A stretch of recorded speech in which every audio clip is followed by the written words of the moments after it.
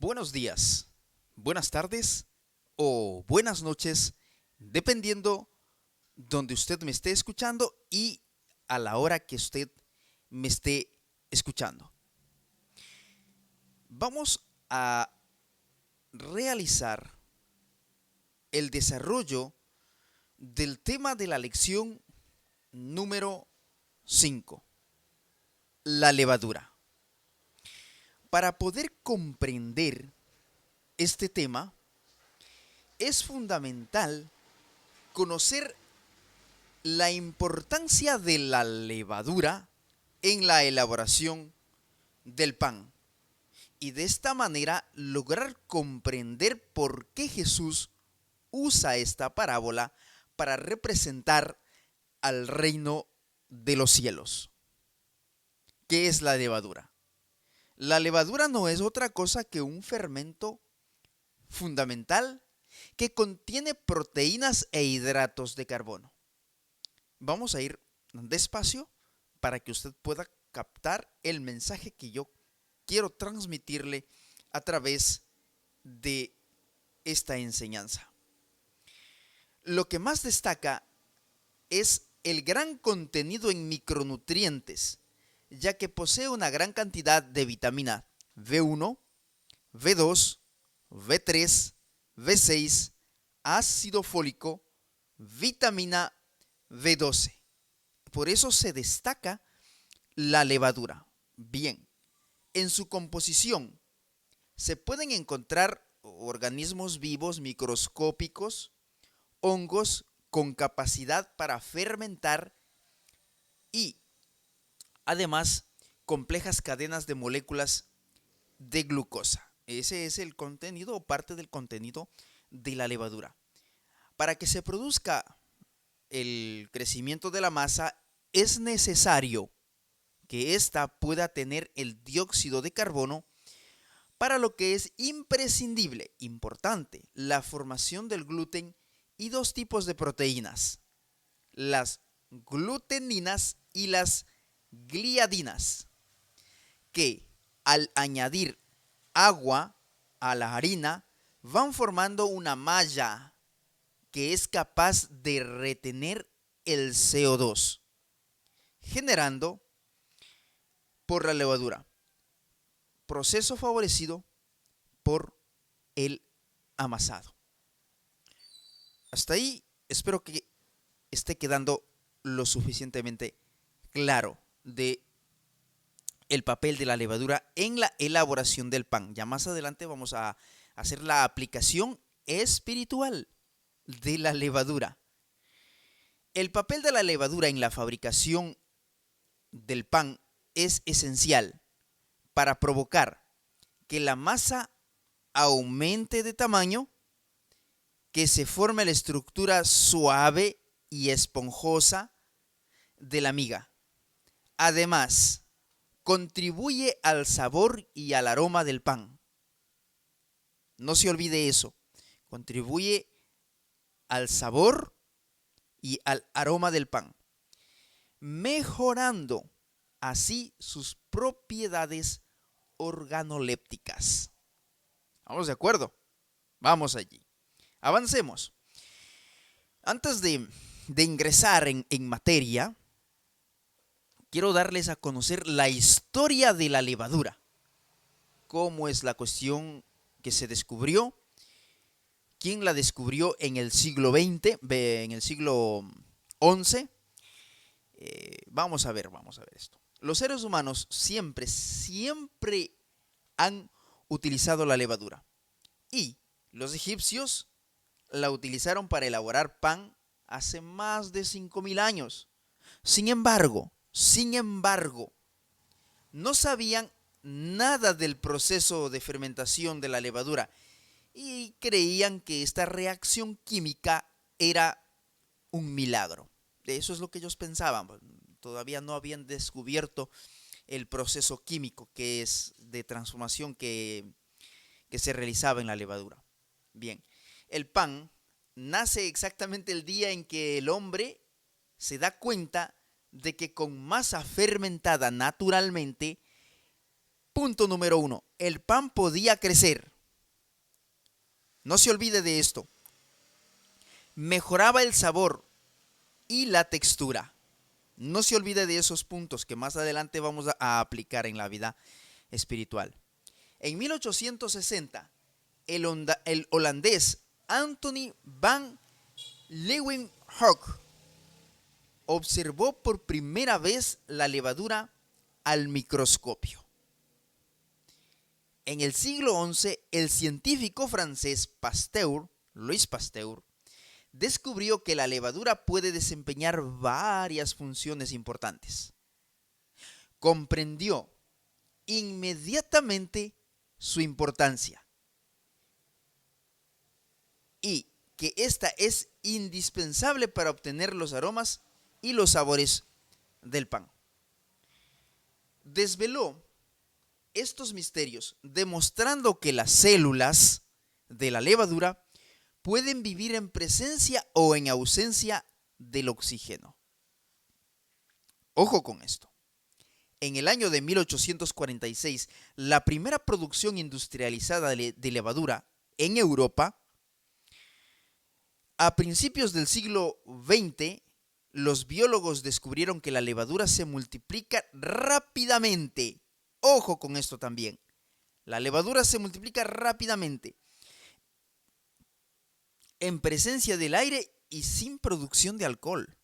Con estos conocimientos fue posible dar inicio a la industria moderna de la levadura, seleccionando, produciendo cultivos más idóneos para las necesidades específicas de la panificación.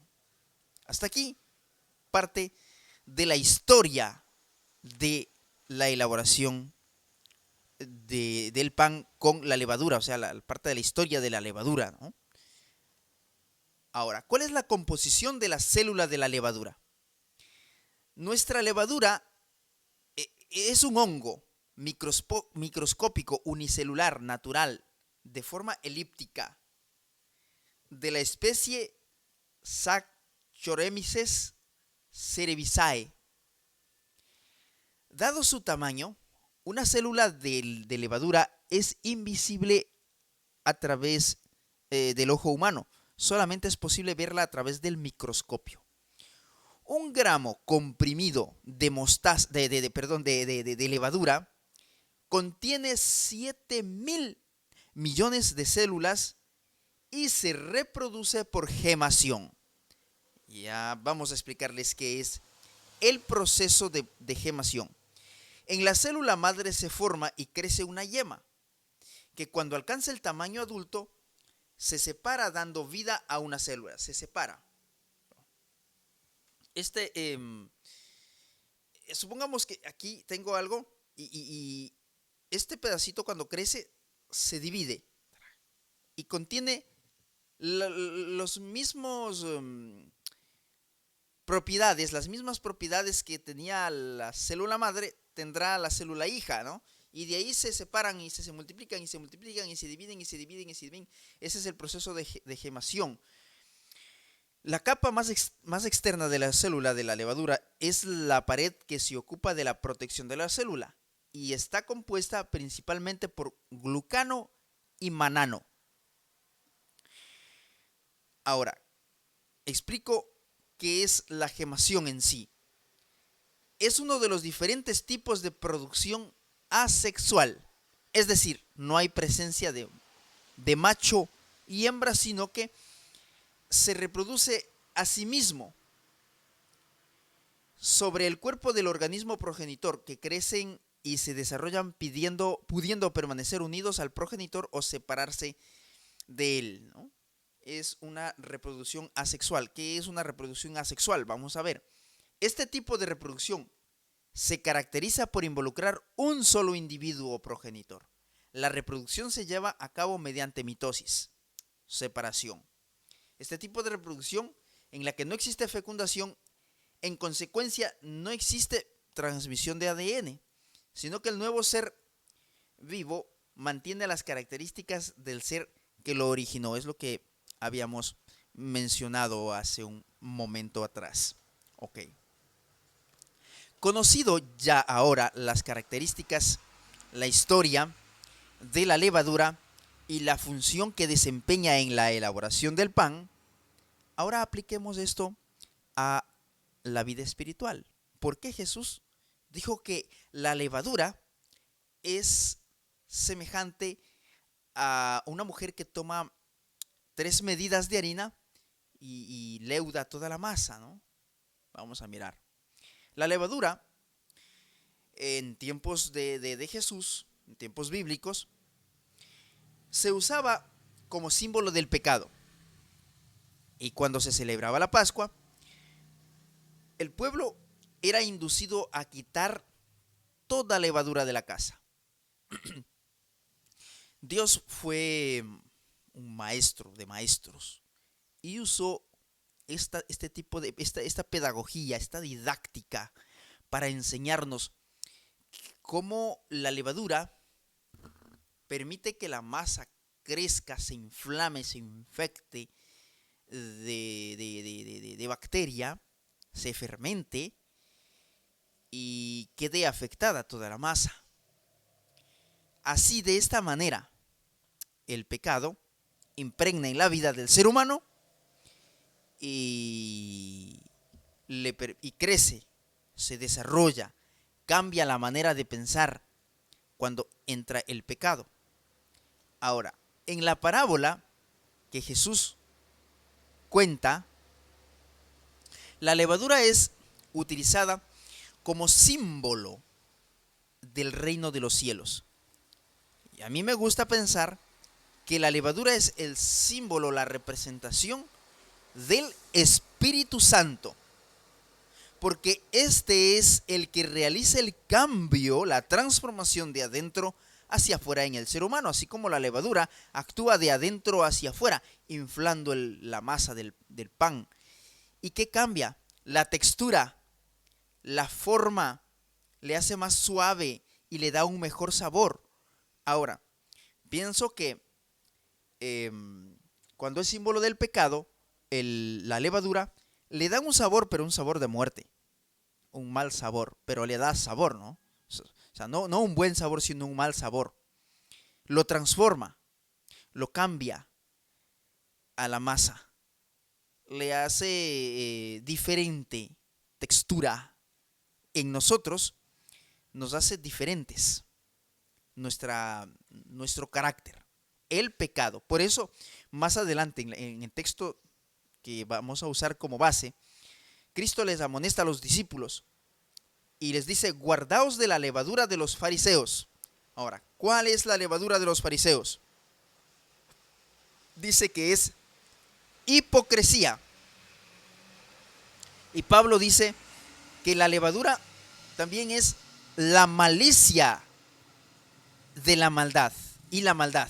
La malicia y la maldad. Correcto. Entonces, ¿qué quiere decir esto? Que la levadura, en este caso, en el caso que simboliza el pecado, tiene que ver con el carácter, con el desarrollo del carácter.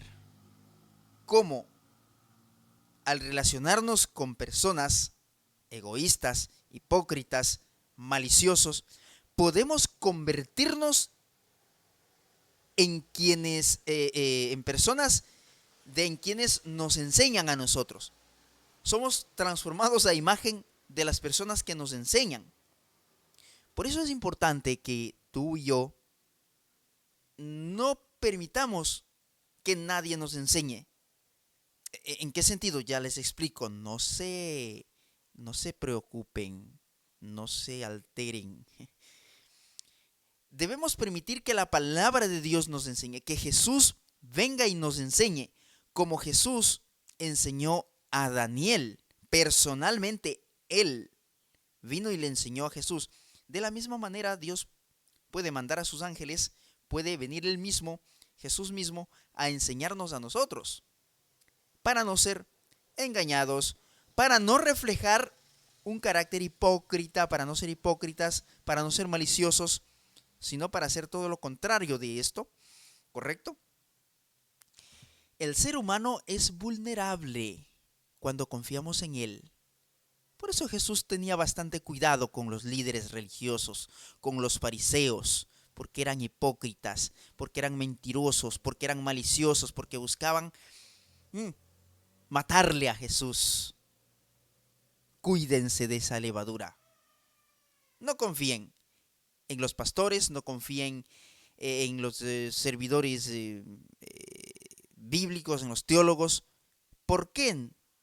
Porque son seres humanos. No confíen en mí.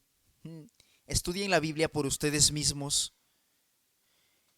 El Salvador enseñó esto, ¿no? Ninguna persona es tan despreciable. Nadie ha caído tan bajo que esté fuera del alcance de la obra del Espíritu. En todos los que se sometan a Él, a Cristo, ha de ser implantado un nuevo principio de vida. La perdida imagen de Dios ha de ser restaurada en la humanidad. Debemos tomar en cuenta que el hombre no puede transformarse a sí mismo por el ejercicio de la voluntad. Por su propia cuenta, el ser humano no puede cambiar, no puede ser transformado. No posee el poder capaz de obrar este cambio. La masa no puede fermentarse por sí sola. Necesita un agente externo que se llama levadura. El ser humano, que es el símbolo, es decir, la masa, que es el símbolo del ser humano, no puede cambiar por su propia cuenta. Necesita un agente externo, que es el Espíritu de Cristo, para ser transformados, para ser vivificados por el poder de la palabra. La levadura, algo completamente externo, debe ser colocada dentro de la harina antes que el cambio deseado pueda operarse en la misma. Todos los que quieran ser salvos, sean encumbrados o humildes, ricos o pobres, deben someterse a la operación de este poder. Ahora muy bien, no es suficiente un simple cambio externo para ponernos en armonía con Dios.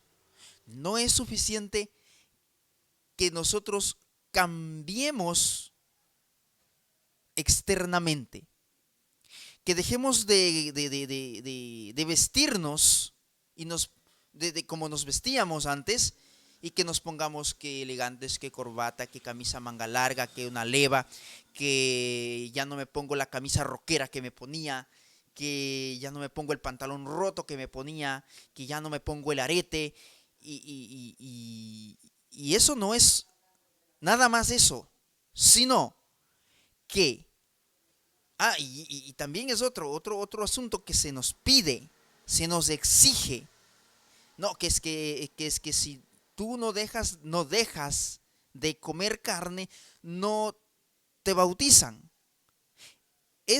Quien está haciendo esto, comete un gravísimo error. ¿Sabe por qué? Porque usted toma decisiones en base a, punto uno, la voluntad. Mientras usted está estudiando la Biblia, Dios le va diciendo los cambios que usted tiene que realizar en su vida personal, y ya vamos a ver cuáles son los cambios que debemos realizar y cómo se genera la transformación en el ser humano.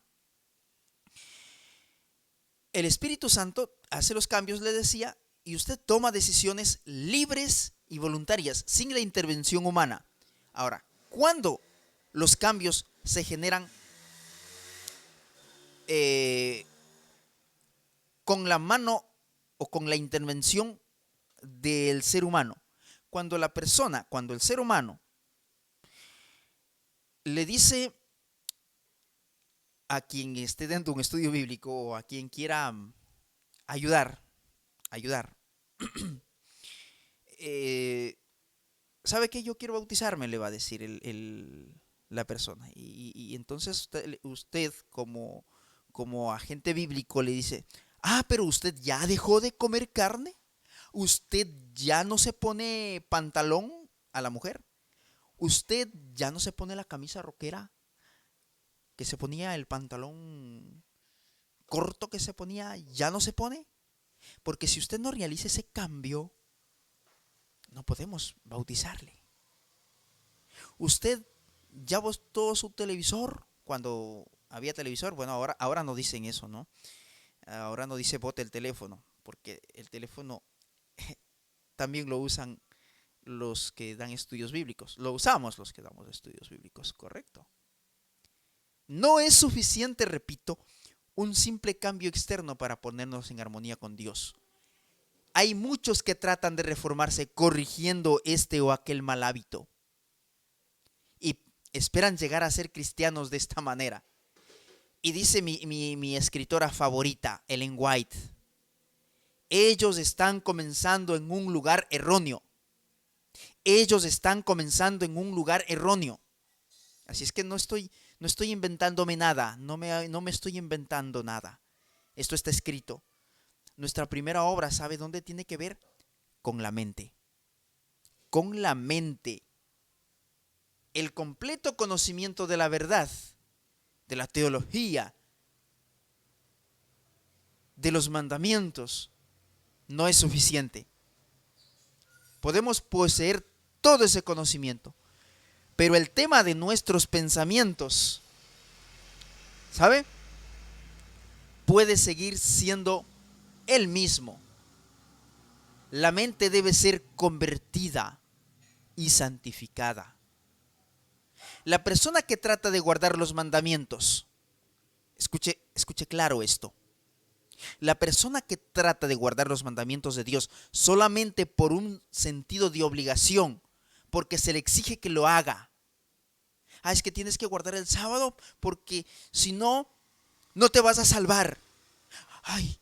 Yo voy a guardar el sábado porque yo me quiero salvar. No estoy diciendo que no está bien guardar el sábado. El sábado es obligación nuestra hacerlo, pero no lo vamos a hacer de forma involuntaria, exigida, solo porque me dicen, solo porque tengo que cumplir el compromiso.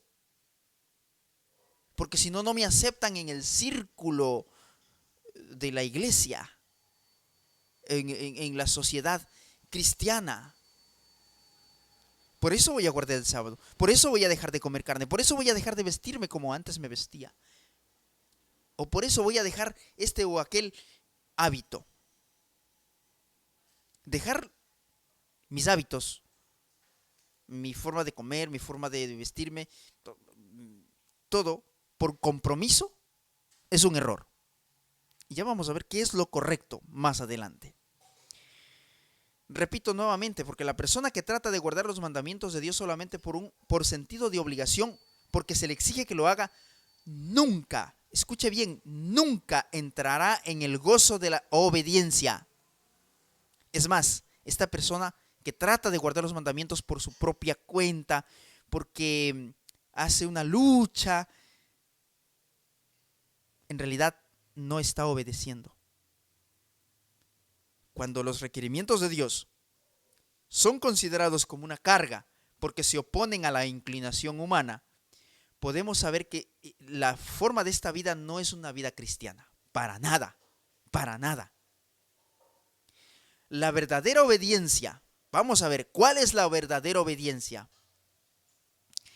La verdadera obediencia es el resultado de la obra efectuada por principio implantado dentro.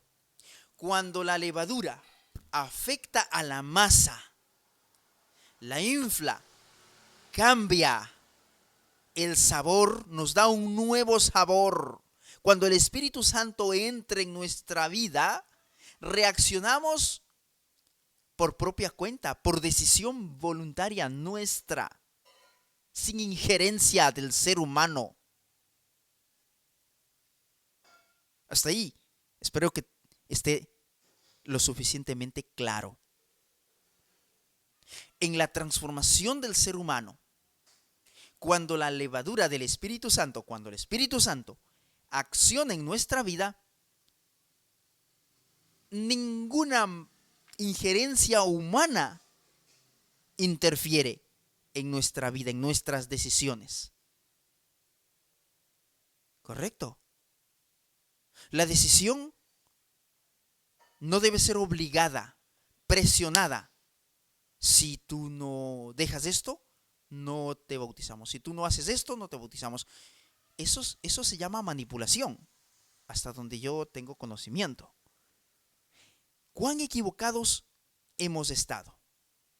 ¿Cuán equivocados hemos estado? La verdadera obediencia es el resultado de la obra efectuada por un principio implantado dentro. Nace del amor a la justicia, el amor a la ley de Dios. La esencia de toda justicia es la lealtad a nuestro Redentor. Esto nos inducirá a hacer lo bueno porque es bueno, porque el hacer el bien agrada a Dios. Tenemos que hacer lo bueno porque es bueno, porque nos nace, no porque nos obligan, no porque nos condicionan. A Nicodemo se le dijo, es necesario que nazcas otra vez. Dios, que es rico en misericordia, y nos dice, por gracia sois salvos por la fe.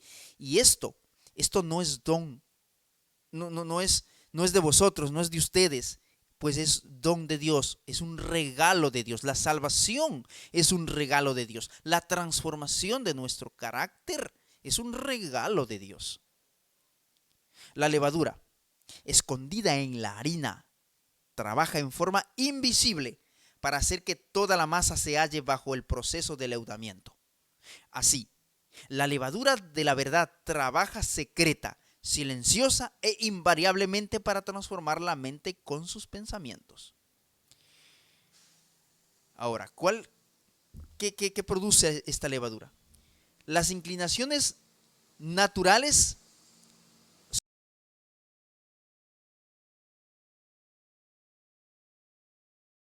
Mi inclinación natural, que es siempre al pecado, es debilitada y sometida. La levadura cambia, transforma, le hace suave a la masa. Nuevos pensamientos, nuevos sentimientos, nuevos motivos son implantados. Se traza una nueva norma del carácter. ¿Sabe cuál? La vida de Cristo. La mente es cambiada. Las facultades son despertadas para obrar en nuevas direcciones. Mis talentos son despertados. Al hombre, al ser humano, no se le asignan nuevos talentos, sino que los talentos que tiene son santificados. La conciencia se despierta. Se nos entregan nuevos rasgos de carácter. No se nos entregan nuevos talentos, sino nuevos rasgos de carácter. Y estos nos capacitan para servir a Dios. Ahora, vamos a hacernos unas preguntas, o podemos preguntarnos lo siguiente. Pero antes vamos a reflexionar en este detalle. Cuando vivíamos en pecado, nuestros talentos los utilizábamos para el pecado. Por ejemplo, nuestro talento de la comunicación. Comunicamos de diferentes maneras. Una persona que hace teatro, por ejemplo, tiene esa habilidad de ser ingenioso con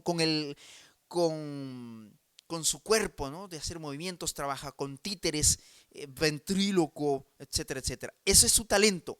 Eso le entregó Dios a esa persona. No le entregó Satanás los talentos. Satanás no entrega talentos. Satanás destruye y usa los talentos para mal. ¿Ok? Dios entrega todos los talentos que el ser humano pueda tener. ¿Correcto? Ok. Ya más o menos imagínense para dónde quiero llegar. Quien hace teatro para el pecado, por el pecado, transformado por el Espíritu Santo, va a utilizar su talento para adorar a Dios, para alabar a Dios. El artista que cantaba para el mundo, para el egoísmo, egoístamente, ahora canta para Dios. Quien es capaz de realizar líricas cambia. Antes trabajaba para el mundo en pecado, ahora trabaja para Dios. Los mismos talentos que utilizaba para el mundo, ahora los utiliza para Dios. No son transformados, no son cambiados. Pero lamentablemente ha habido esta situación en la iglesia. Hemos sido asesinos de talentos. Que no podemos movernos, no muevas las manos, no esto, no aquí, no allá. ¿Por qué razón? ¿Por qué causa? No matemos talentos. Motivemos que nuestros jóvenes, que nuestros niños aprendan a desarrollar sus talentos. Que sean hombres y mujeres vivos. Y hay un texto en la Biblia, en los Salmos específicamente, del cual creo yo hemos estado equivocados, y nuestros hermanos evangélicos no están equivocados como nosotros creíamos. En otra ocasión hablamos de esa temática. Ahora, vamos a realizar las preguntas que dije que íbamos a hacer. ¿Por qué entonces hay tantos que pretenden creer la palabra de Dios, en los cuales no se ve una reforma en las palabras, en el espíritu y en el carácter? ¿Por qué hay tantos que no pueden soportar la oposición y a sus propósitos o planes? Que manifiestan un temperamento no santificado y cuyas palabras son ásperas, despóticas y apasionadas. ¿Por qué? Porque hay personas que tienen la Biblia en la mano, pero tienen un genio tremendo. Porque hay personas que van a la iglesia, predican, ponen diezmos, guardan el sábado, no han comido carne, ahora se visten con el cuello, con la camisa tapando el cuello, con la manga tapando el puño de la mano. Han dejado de comer carne, pero siguen siendo los mismos tigres que eran en el pasado. Sus vidas no han sido transformadas por la levadura del Espíritu Santo. Mire, se ve en ellos el mismo amor al yo, la misma indulgencia egoísta, el mismo mal genio y lenguaje precipitado que se nota en la vida de los mundanos. Existe el mismo orgullo insensible, la misma concesión a la inclinación natural, la misma perversidad de carácter, que si la verdad, como que si la verdad fuera completamente desconocida para ellos. ¿Sabe? La razón es que no están convertidos. Así de sencillo. Convencidos, pero no convertidos. No han escondido la levadura de la verdad en su corazón. Reitero. Sus tendencias naturales y cultivadas a hacer lo malo no han sido sometidas a su poder transformador, al poder transformador del Espíritu Santo. Sus vidas revelan la ausencia de la gracia de Cristo, una falta de fe en su poder para transformar el carácter. Así de simple, así de sencillo. Puedes cambiarte de ropa, pero no puedes cambiar tu carácter por ti mismo. Tienes que permitir que el Espíritu Santo cambie tu vida, que la mejore Él, a través de la oración, a través de la lectura de la Biblia, a través de conocer a Jesús, para que la vida de Jesús se impregne en nuestra vida como la levadura se impregna en la masa. La fe es por el oír y el oír es por la palabra de Dios. El Espíritu Santo viene a convencernos de pecado. Y la fe que nace en la mente por obra, por amor a Cristo, y nos transforma completamente a su propia imagen. Qué interesante. La conversión del alma por medio de la fe recibida en la mente, la levadura de la verdad regulará los deseos, purificará los pensamientos, dulcificará la disposición. ¿Qué hacía la levadura en la masa? Cambiaba el sabor, transformaba el sabor, la textura y suavizaba la masa. La palabra de Dios, la Biblia, ha de tener un efecto santificador en nuestra relación con cada miembro de la familia humana. La levadura de la verdad no producirá un espíritu de rivalidad, de ambición, de deseo de supremacía. No va a realizar un cambio negativo. El amor verdadero nacido del cielo no es egoísta y cambiable. No depende de la alabanza humana. La mente de aquel que recibe la gracia de Dios desborda de amor a Dios y a aquellos por los cuales Cristo murió. El yo no lucha para ser reconocido, no ama a otros porque ellos lo aman a Él y le agradan, porque aprecian sus méritos, sino porque constituyen una posesión comprada por Cristo. La gracia de Cristo ha de dominar el genio y la voz. Repito esto. La gracia de Cristo ha de dominar el genio y la voz.